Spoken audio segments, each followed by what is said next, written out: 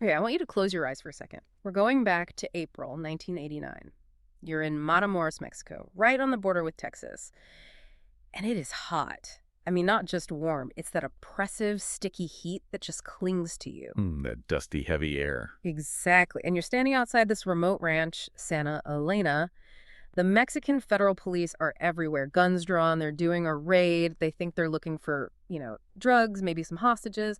But as they get closer to this little tin shed on the property, the heat is suddenly not the worst thing they're dealing with. It's the smell. The reports from that day are incredibly specific about it. It wasn't just blood or, decay, the kind of thing homicide detectives unfortunately get used to. Yeah. This was described as a physical thing, like a wall of rot. A wall, yeah. A mix of unwashed bodies, decaying flesh, and something cooking. Okay. And that's the detail that sets up everything. They kick in the door to this shed, and they're expecting, what, bales of cocaine? Instead, it's like a temple. Candles, cigars, rum bottles, everywhere. But in the center of the room is this massive iron cauldron. The Nenga. Right, the Nyanga. And it's filled with this thick, foul stew. And when they look closer at what's floating in it, that's when the reality just hits them. We're talking animal parts, blood, and human remains. And this wasn't just a cartel hideout or some serial killer's trophy room. What the police had found was a religious altar. It was a temple for a belief system that had convinced hardened drug traffickers that they were literally bulletproof. So today, we're unpacking one of the darkest and frankly one of the most baffling chapters in true crime. We are doing a deep dive into the Matamoros cult. We need to figure out how Adolfo Constanzo, a guy born in Miami, not some ancient village, built this following that blended drug smuggling with ritual human sacrifice. And the mission here isn't just to talk about the gore, it's to understand the psychology. How do you go from being a kid in Florida to a so-called godfather in Mexico who genuinely believes that boiling human brains gives him magical protection? The path there is just a descent into absolute madness. Okay, so let's rewind. To understand this, we have to go back to the beginning. Before the ranch, before the cauldron, just Adolfo Constanzo, born in Miami, 1962. And the family dynamic is really the first piece of the puzzle. His mother was only 15 when she had him. She'd already been widowed twice. Wow, so young. But here's the twist. She wasn't poor. One of her husbands left her a pretty big inheritance. So they had money, they lived comfortably, but there was no formal structure. And the sources really emphasize this contrast. To the outside world, they seemed, normal, church-going Catholic family. But the neighbors in Miami told a very different story. Yeah, that creates this really eerie picture, the manicured lawn, the nice house. But then there's that smell again. The neighbors were constantly complaining about these foul odors coming from the Constanzo house. And it wasn't just bad cooking, it was psychological warfare. The research shows that if a neighbor had an argument with Adolfo's mom, they'd wake up the next morning and find a headless chicken on their porch. Or a goat head. Or a goat head. That's Yeah. not just a feud. That is a calculated message. It was absolutely tied to her beliefs. She practiced Santeria. Now, we should be clear. Santeria is a syncretic religion. It blends Catholic saints with West African beliefs. For most people who practice it, it's about community and honoring spirits. It's not inherently violent. But she was also involved in voodoo, and this was basically Adolfo's school. From age 5, he wasn't learning his ABCs, he was learning rituals. Exactly. He's being raised in a world where magic is a practical tool. You have a problem, you don't call a lawyer, you do a ritual. But when he hits 14, things take a darker turn.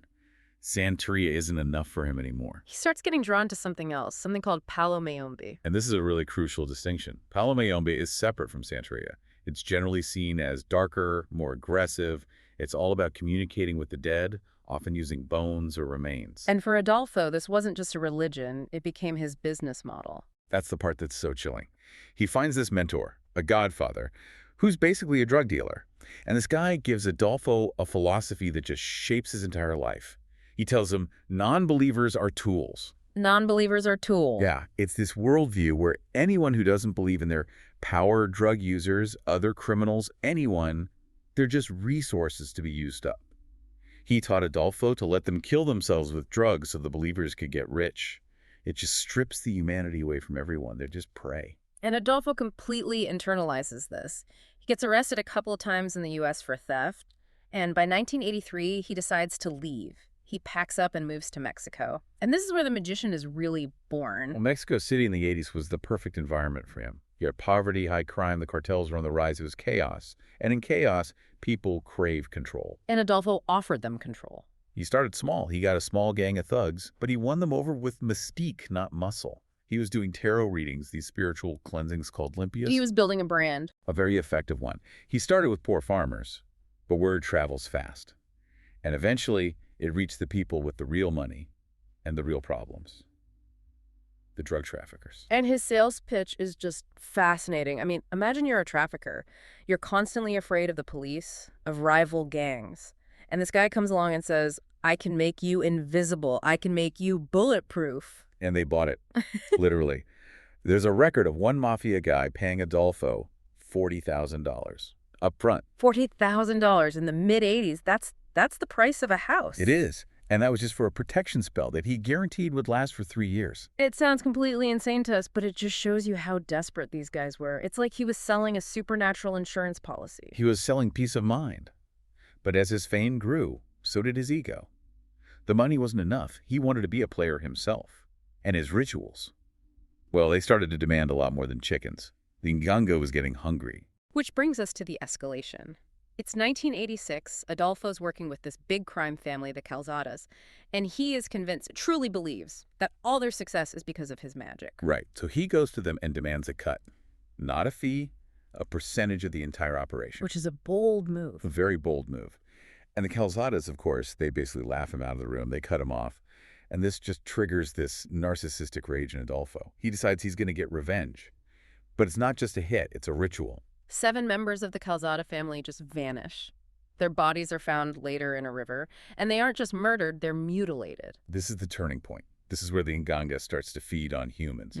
Adolfo and his cult harvested specific parts from the Calzada family. Brains, eyes. Okay, why? I know it's gruesome, but is there a logic to it in his mind? There is a twisted logic, yes.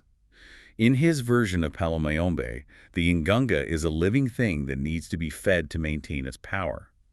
If you feed it the brains of your enemy, the cauldron absorbs their intelligence. You feed it their eyes, it gains their sight so it can watch out for police. He believed he was literally absorbing their power.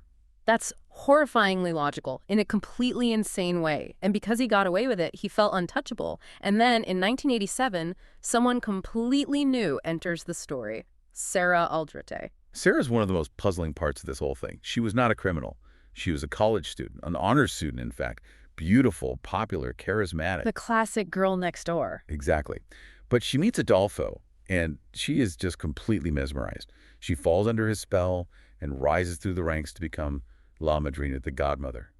But how does that happen? How does an honors student go from, studying for finals to overseeing human sacrifice? It seems to have been a very rapid radicalization. Despite her education, she just dove headfirst into the violence. There's one incident that really highlights her descent. She had an ex-lover. Right. The notes say that in a moment of, quote, madness, she killed her own ex-lover just to satisfy the cult's bloodlust. That moment shows she wasn't just a passive victim of brainwashing. She was an active, willing participant. She bought into a whole system. And by this point, the cult has moved to that remote ranch, Santa Elena, and this place, it becomes a slaughterhouse. Adolfo is demanding constant sacrifices. The Nganga had to be fed. It was an addiction for him. He would scream at his followers to bring him victims. They'd just go into town and snatch random people off the street. If they couldn't find a stranger, he would sacrifice his own followers. So sources say he couldn't sleep without the sound of screaming, that he needed the terror to feel at peace. That's pure evil. It's classic cult leader pathology.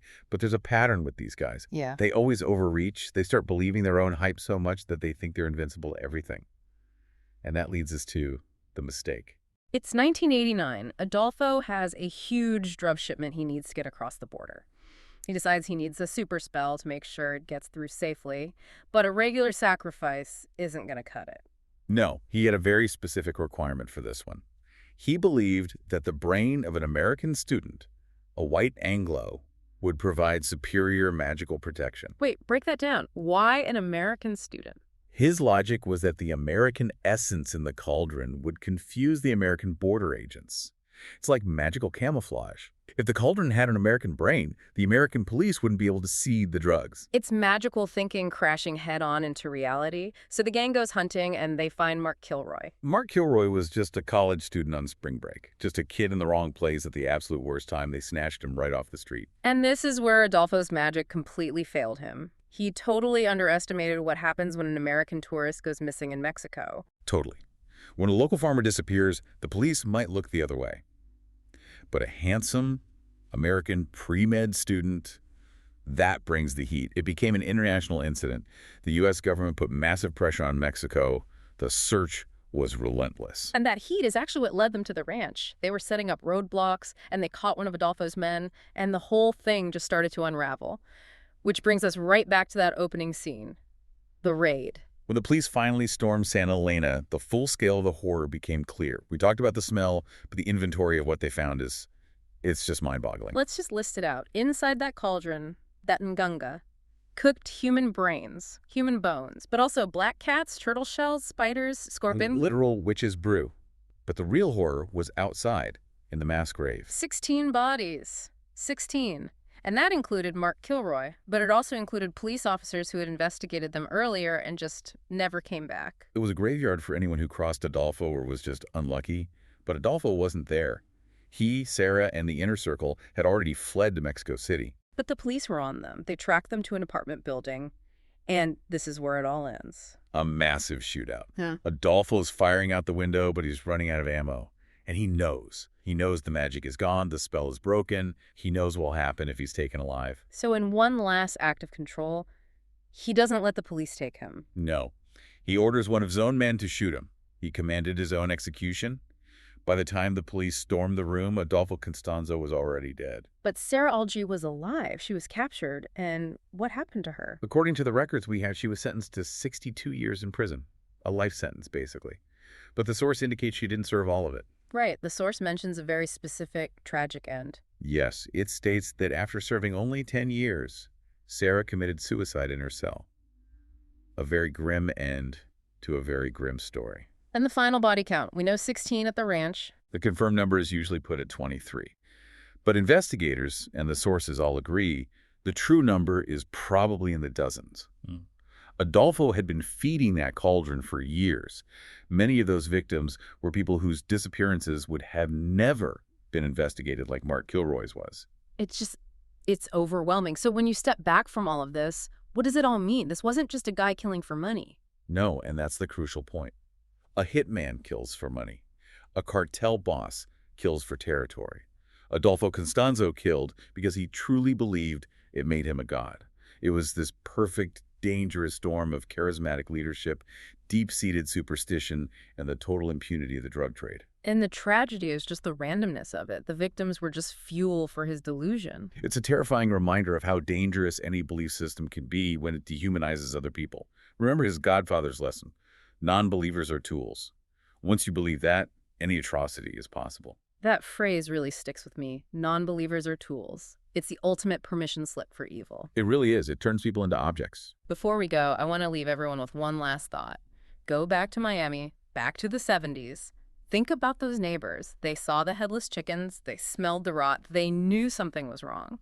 But they mostly just complained and moved on. It does raise the question, right? At what point does someone's weird behavior stop being an eccentricity and start being a warning sign? Exactly. How many red flags do we ignore? Because it's easier not to get involved. It's something to think about. Indeed. Sometimes the monster really is right next door. That's it for this deep dive into the sorcerer of Matamoros. It's a dark one, but sometimes you have to look into the dark to really understand the light.